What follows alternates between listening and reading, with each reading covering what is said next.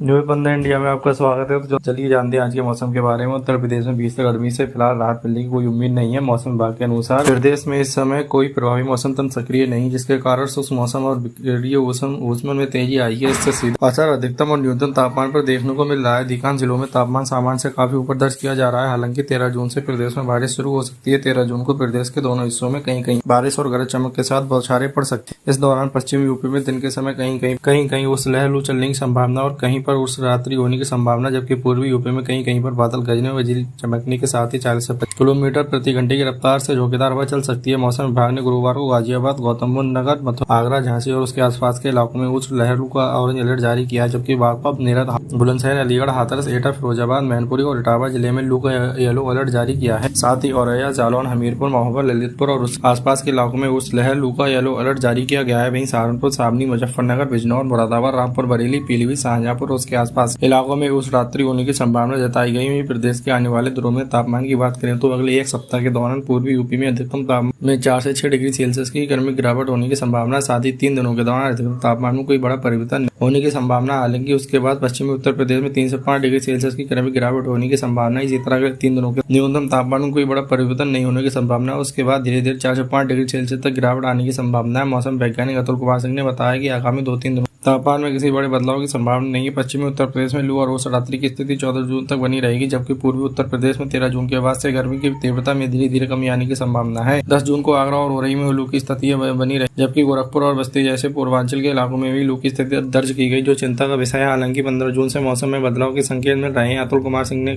15 जून से प्रदेश में मौसमी गतिविधियों के बढ़ने की संभावना है, जिससे वर्षा की शुरुआत हो सकती है। इसके साथ लू की स्थिति में कुछ राहत मिलने की उम्मीद जताई जा रही है। मौसम विभाग ने लोगों को लू से बचने के लिए आवश्यक सावधानी बरतने, दिन में बाहर निकलने से बचने और पर्याप्त मात्रा में पानी पीने की सलाह दी है। वहीं प्रदेश में भीषण गर्मी को लेकर स्वास्थ्य विभाग तैयारियों पर उत्तर प्रदेश के उप मुख्यमंत्री ब्रजेश पाठक कहा कि गर्मी को देखते हुए स्वास्थ्य विभाग ने सभी अस्पतालों को अलर्ट रहने के लिए कहा है, आरक्षित किए गए हैं। लगातार हम निगरानी कर रहे हैं। कहीं कोई चिंता की बात नहीं है। हम आम नागरिकों से कहना चाहते हैं कि बहुत आवश्यक हो तभी घर से निकले, सर को ढकें, छाते का प्रयोग करें। धूप बहुत तेज हो रही है। सचेत रहें। दिल्ली, एनसीआर समेत आधे से ज्यादा भारत तप रहा है और लू उमस भरी गर्मी से राहत मिलने नहीं दिख रही है। मौसम विभाग के द्वारा आज सुबह यानी 13 जून 2025 को जारी पूर्वानुमान ने कहा है कि अगले 3 दिनों के दौरान उत्तर पश्चिमी और मध्य भारत में अधिकतम तापमान में कोई बड़ा बदलाव होने के आसार नहीं दिख रहे हैं, यानी प्रचंड गर्मी के दौर के अभी जारी है। हालांकि 3 दिनों के तापमान में धीरे धीरे 2 से 4 डिग्री सेल्सियस गिरावट आने की संभावना है, जिससे गर्मी से मामूली राहत मिल सकती है। वही अगले 24 घंटों के दौरान पूर्वी भारत में अधिकतम तापमान में कोई भी खास बदलाव होने की संभावना नहीं है। उसके बाद के 3 दिन में धीरे धीरे से 3 डिग्री सेल्सियस की गिरावट आने की संभावना है। मौसम विभाग की माने तो देश के बाकी इलाकों में तापमान में कोई बड़ा बदलाव होने की संभावना नहीं है। देश भर के अधिकतम और न्यूनतम तापमान की बात करें तो कल 12 जून 2025 को